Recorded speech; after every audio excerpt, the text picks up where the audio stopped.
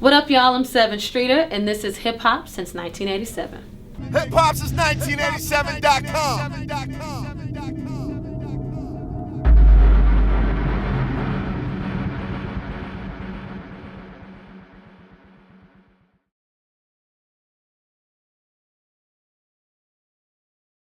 It's your boy E Money with the lovely Sevyn Streeter.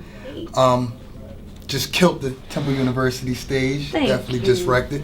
Now you just released the video for the single Next. You have Kid Ink in the video, and you also have him on the remix of the record. Yeah. Now I gotta ask, how was it working with him as the love interest in the video?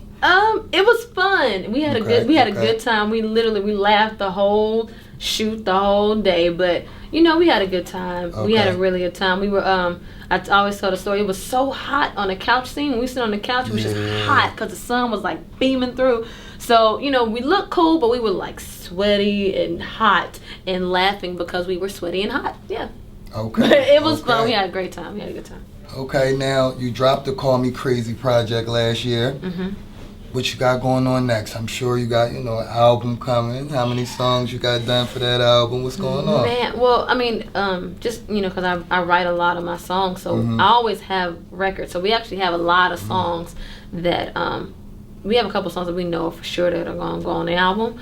But then I'm really, I'm about to like really dive into recording for the album. So, you know, we're going to add a couple, you know, fill it out, see what we're missing, add a couple more, and you know, just I'm excited to just be working on my album. Like the EP was great, and I was happy to have some music out, but I really can't wait to put an album out. So that's next. So okay. Now, do you have like? As I was talking to Side, the Prince last night, he said he had a list of people he wanted to work with on his next album. Do you have like a list of people that you want to reach out to? You know, I do. On my EP, I definitely want to start with the people on my EP, just because we already have a vibe, and I'm such a fan of their work. So, for example, you know, the Interns did Bands, and they did Sex on the Ceiling.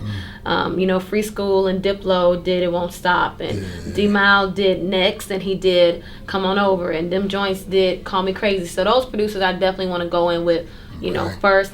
And then I want to venture out and, you know, work with whoever else. I just want to work. Okay. Well, we got to shout out Diplo, especially here at Temple University. Man. I mean, he's a graduate. He went here? He definitely went here. Word! Yeah. So, go ahead, Temple.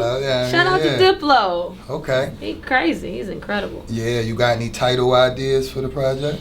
You know what? Not yet. And the only reason I don't, like I said, because I write so much in my music, and you know, I write according to how I feel, and so the title is gonna probably, you know, it'll pop out at me at some point once I hear all of the records. Once I feel like we have all of the songs, I think, you know, I'll catch a vibe for it and be like, oh, it should be named such and such. So I don't have a title yet, but you know, it'll come. It'll come. Okay. Now, like you said, you write most of your material.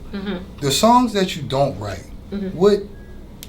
What does it take for you not to write a record? Is it too personal? Is it something you feel like, you know, let me let someone else? Or is it records that aren't personal at all, maybe more club records? I just like dope records. Okay. I don't care if I write it or not.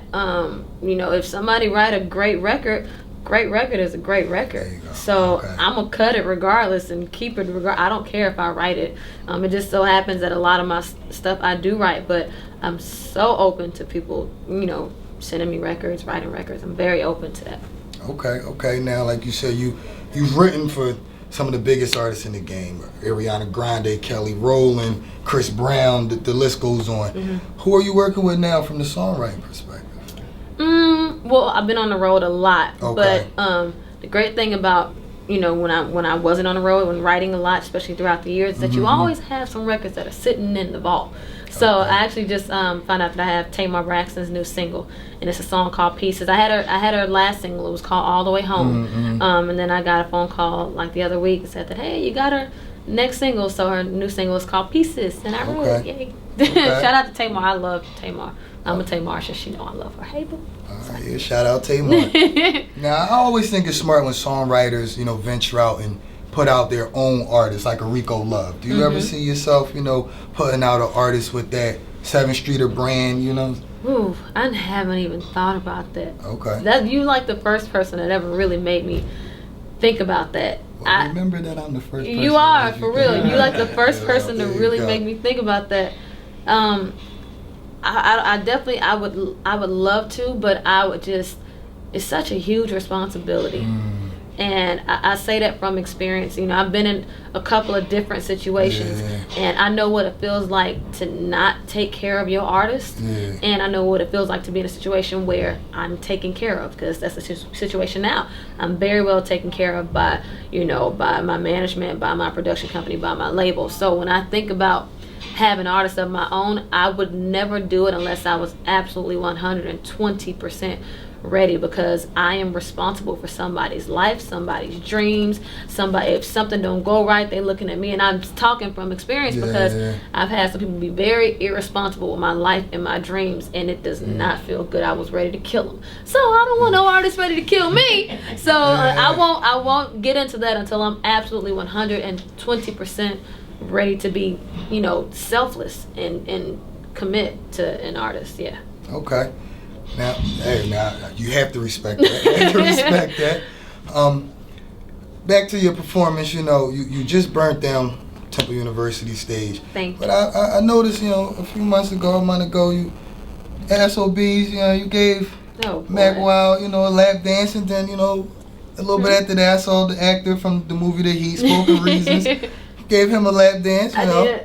You ain't pick nobody out the crowd tonight. Is that just how you was feeling, or just, I did. I picked somebody out the crowd tonight. Oh, okay, you turned up. You missed a whole lap dance. I didn't miss it. I should have called you up there, because he done missed a whole lap dance. Listen, you should have called me up there. Man, you know, I'm coming to the next show. God, no, I called somebody up there tonight. Me and my dancers were laughing about it, because they were like, "Oh, Sev, we so sorry," because normally they tell the guys, you know, to keep your hands to yourself, no touching. And this one tonight was just real touchy-feely. Like, he could not keep his hands to himself. At one point, I literally had to take the mic from my mouth and remove his hands from my ass. But it's okay. So, you gotta respect that. You know? It's show business. There you go. He stopped after I moved his hands. And you gotta respect that. Because next step was that mic going upside. I'm just kidding. No, only funny games. He was great. We had a good time. He was really good. Okay, now what made you pull Mac Wilds and Spoken Reasons up for the lap dance? Man, because they're just such great sports. I love you guys. You're awesome. Okay. No, Spoken Reason, I've known him for a long time. We're both from Florida. So I think he's from like Orlando. I'm from Haines City. It's like 20 minutes from each other. And I think we reached out to each other on Twitter a long time ago, and just always we've been really supportive. So cheering each other on from a distance, and we finally got to be at the same show, so that happened. And then Tristan, I've known him for a long time as well. So Tristan. You know, Tristan, shut up. Yeah, he was just a good sport. I'm just nervous about the next time I go to one of his shows, because I'm afraid of what the payback might be. He might pull you Thanks up for being there. a great sport, Tristan. You're awesome. All right. All right, now you got a guy like that who's very talented. Who are some artists that you would love to work with that you haven't already worked with? I want to do a record with Usher so badly. I really want to do a record with Usher. I don't know if I want it to be a ballad or up, or I don't know. I don't know what kind of vibe I want, but I want to do a record with Usher. Okay. Really badly. Usher. All right.